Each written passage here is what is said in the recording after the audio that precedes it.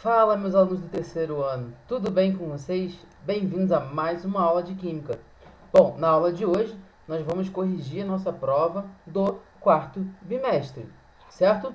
Então, vou compartilhar com vocês aqui a minha tela, tá? Então, vocês estão vendo a minha tela aí da prova, e aí a gente vai corrigir essa prova juntos. Então, vamos lá. Primeira questão: seja a reação X gerando Y mais Z, a variação da concentração de X em função do tempo é a velocidade média da reação no intervalo de 2 a 5 minutos é. Então, ele deu essa tabela para mostrar a variação da concentração de X com o tempo, certo? E ele quer saber a velocidade média da reação no intervalo de 2 a 5 minutos. Bom, então a gente repara aí que X, a concentração dele está diminuindo. Por quê? Porque ele é reagente. Então, a quantidade de reagente diminui conforme a reação vai acontecendo. E ele quer saber no intervalo de 2 a 5 minutos. Tá? Só que lá na tabela, nós vamos ver o tempo em segundos. Então, a gente tem que calcular esse tempo em minutos para segundos, certo? Bom, se 1 minuto são 60 segundos, 2 minutos são 120 segundos, certo? E 5 minutos são 300 segundos. Então, a gente vai pegar o intervalo ali de 120 a 300 segundos. E como a gente calcula a velocidade média? É a variação da concentração do reagente sobre o tempo. Então, é a concentração final menos inicial em módulo, porque a gente sabe que esse número vai dar negativo, divididos pela variação do tempo. Então, a mesma coisa que a gente pegar 0,4 menos 0,7 divididos por 300 menos 120, certo? E esse valor vai dar 0,1 mol por litro minuto. Então, a resposta é a letra D. A segunda questão. Dado o gráfico da concentração em mol por litro de uma reação irreversível em função do tempo em minutos das substâncias X, Y e Z, a equação balanceada que representa a reação do gráfico é... Bom, então olhando aqui pelo gráfico, a gente tem que olhar quem é reagente e quem é produto. Reagente é o X, por quê? A variação dele está diminuindo com o tempo, então ele só pode ser reagente. Agora, se a concentração está aumentando, então ela é produto. Então, Y e Z são produtos dessa reação, uma vez que a concentração deles está aumentando, certo? Então, vamos lá. Se a gente está vendo aqui a variação de X indo de 4 para 0, ela está variando de 4, certo? E Y também está variando de 4, só que formando, tá? Então, a gente vai estar no produto. E Z está sendo formado a metade de X. Então, qual vai ser a proporção? Vai ser 2x de reagente gerando 2y mais z. Por quê? Eu simplifiquei, seria 4x gerando 4y mais 2z. Então, divide por 2, simplificou essa equação, nós vamos encontrar 2x gerando 2y mais z. Então, a resposta é a letra B. Na questão 3, ele diz o seguinte: considerando a reação, então nós temos a reação que ocorre em uma única etapa e que, numa dada temperatura, apresenta a lei da velocidade dada por V igual a constante vezes a concentração de NO2 vezes CO, é correto afirmar que a reação é de... Bom, por essa reação, então a gente consegue já achar aqui a ordem da reação. NO2 elevado a 1, CO elevado a 1. Então, somos expoentes, 1 mais 1, 2. Então, é de segunda ordem. Agora, qual é a molecularidade? Molecularidade é o número mínimo de moléculas, né, que precisam se chocar para formar os produtos. Então, nós temos aí 1 mol de NO2 e 1 mol de CO, de monóxido de carbono. Então, molecularidade também é 2. Então, a resposta é a letra C.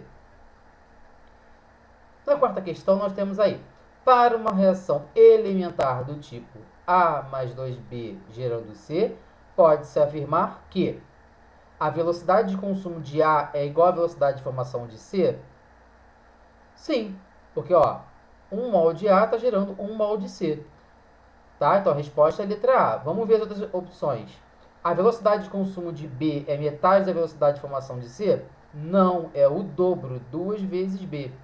A soma das velocidades de consumo de A e B é igual à velocidade de formação de C? Também não. Né? Se somar, vai ser o triplo.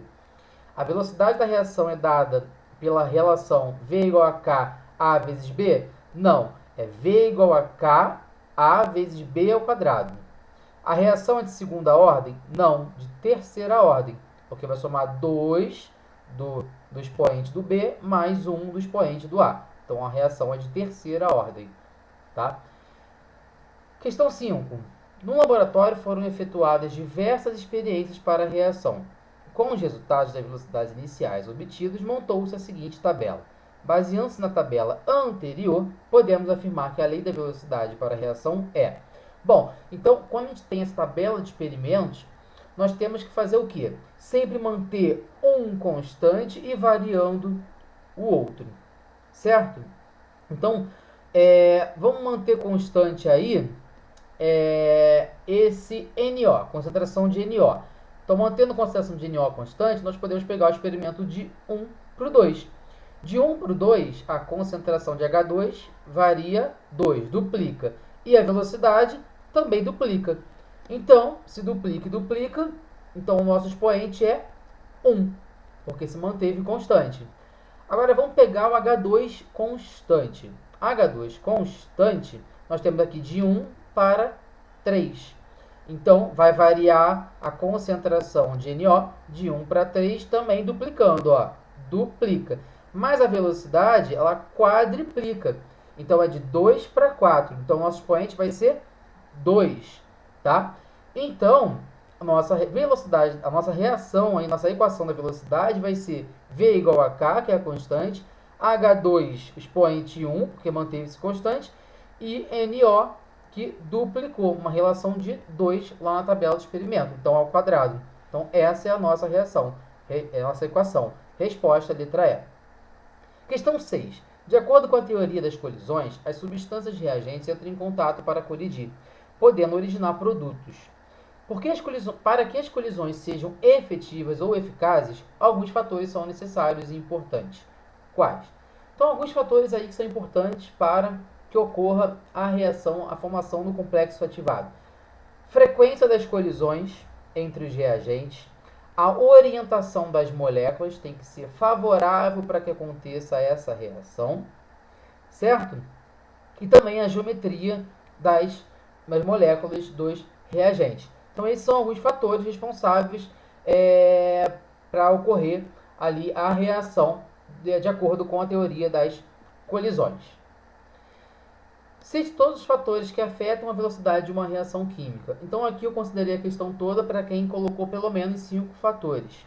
Então, nós temos aí alguns fatores, como superfície de contato, temperatura, catalisador, concentração de reagentes, pressão, luz. Então, esses são alguns fatores responsáveis pela mudança na velocidade de uma reação química.